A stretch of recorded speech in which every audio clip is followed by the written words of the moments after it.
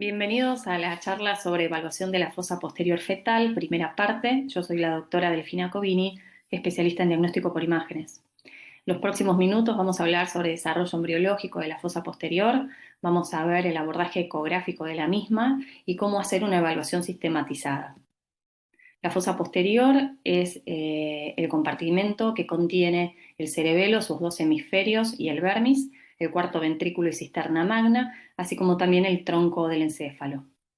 El desarrollo embriológico de la fosa posterior es fundamental para evitar errores diagnósticos. En la actualidad existen métodos de diagnóstico por imágenes que nos permiten tener un conocimiento detallado de la anomalía del desarrollo normal, ya como pueden observar desde muy temprana edad gestacional. En este ejemplo ecográfico y esquemático de la bibliografía, observamos señalado una estructura anecoica correspondiente a el romboencéfalo en un embrión de aproximadamente 8 semanas. Sabemos que a partir del neuroectodermo, aproximadamente en la semana cuarta de edad gestacional, se forma la placa neural, la cual se pliega sobre sí misma conformando el tubo neural, el cual presenta en su sector más craneal 3 vesículas, las vesículas encefálicas denominadas primarias. Esto sucede en la cuarta semana de gestación. Estas 3 vesículas van a dar origen a las estructuras del cerebro anterior que provienen del prosencéfalo, luego el mesencéfalo que da origen a las estructuras del cerebro medio y finalmente, y lo que a nosotros nos compete en esta clase, el romboencéfalo que se va a subdividir para conformar ya en la semana 5, donde las vesículas son 5 en totalidad, el metencéfalo y mielencéfalo, del cual van a surgir finalmente el cerebelo y la protuberancia y del mielencéfalo el bulbo. Entonces, estas estructuras es importante tenerlas en mente porque las vamos a seguir observando por ecografía, como observan en un embrión de 9.6 semanas, en un corte medio sagital, donde observamos el telencéfalo diencéfalo, el mesencéfalo y el metencéfalo mielencéfalo a nivel posterior. Y luego ya sobre la semana 11-14, como vamos a realizar el screening de anomalías cromosómicas, también podemos en ese rango de semana 11 a la 14 hacer una evaluación del desarrollo de la fosa posterior. En condiciones normales vamos a observar entonces 3 líneas hipoecoicas más negras, como observamos acá, que están comprendidas en el espacio que conforman el hueso esfenoidal y el hueso occipital. Como pueden observar, tenemos entonces el tronco del encéfalo, es la primer línea oscura desde anterior hacia posterior, en el medio el cuarto ventrículo o translucencia intracraneana y finalmente la línea negra más posterior es la cisterna magna. Fíjense entonces que estos 3 espacios negros o 3 líneas negras están comprendidas o divididas a partir de 2 líneas más ecogénicas blancas, las cuales corresponden a la parte posterior del tronco del encéfalo y a el plexo coroideo del cuarto ventrículo, como observamos en este corte medio sagital de un feto que viene para la evaluación en realidad de screening de anomalías cromosómicas.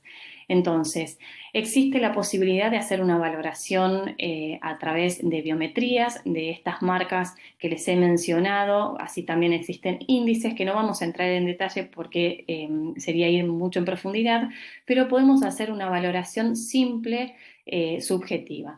En condiciones normales observamos entonces estas 3 líneas negras y en condiciones patológicas no las observamos dependiendo el tipo de patología. Esto se introdujo primero para hacer detección precoz de los fetos con defectos de espina bífida abierta, en los cuales observamos que hay una obliteración, desaparece el espacio correspondiente a la translucencia intracraneana o cuarto ventrículo y la cisterna magna que tampoco se reconoce.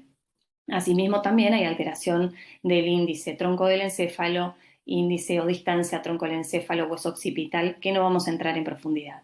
Por otro lado, las anomalías de la fosa posterior quística, a modo subjetivo, fíjense que se observa una alteración de estas 3 estructuras negras divididas por 2 rayas ecogénicas y en su lugar observamos como una imagen quística que lo reemplaza y una aparente comunicación entre el cuarto ventrículo y la cisterna magna. A continuación, en el segundo o tercer trimestre, la evaluación ecográfica de la fosa posterior, según lo recomendado por la guía de ISWOG, es hacer un plano ligeramente inferior al transventricular y, como observan, hacer una inclinación hacia posterior. De esta manera vamos a observar las astas anteriores de los ventrículos laterales, el gabum del septum pellucidum, tálamos, y vamos a ver en fosa posterior los dos hemisferios cerebelosos, el vermis en forma de mariposa, entonces el cerebelo, y por detrás la cisterna magna. Si fuera necesario, se complementa con planos coronales y sagital que se obtienen a partir de la realización de una neurosonografía avanzada. De ese modo, entonces sí, podríamos observar por ecografía el cuarto ventrículo, el cerebelo vermis, como así también otras estructuras como el cuerpo calloso y el gabum del septum pellucidum en el mismo plano. Para hacer una valoración completa de la fosa posterior tenemos que estar seguros de valorar tanto morfológica como biométricamente la cisterna magna, el cerebelo, el vermis, el tentorio, la morfología del tronco del encéfalo y el cuarto ventrículo.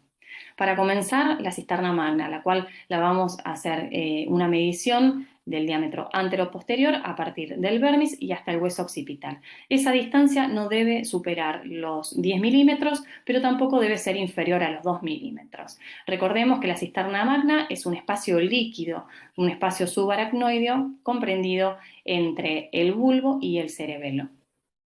A su vez, en este mismo corte lo vamos a utilizar y vamos a aprovechar a hacer la medición del diámetro transcerebeloso, el cual se correlaciona con la edad gestacional.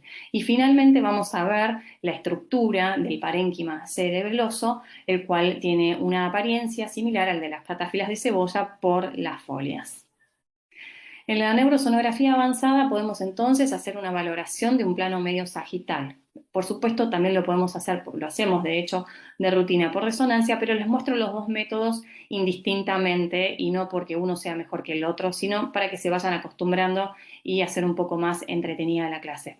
Como observamos en este corte entonces de neurosonografía avanzada, la cual se realiza ante la presencia de algún hallazgo, podemos en un plano medio sagital valorar el cuarto ventrículo, la cisterna magna, el vermis y hacer mediciones biométricas de este mismo. Como observan a la derecha, calculamos la altura del vermis del cerebelo.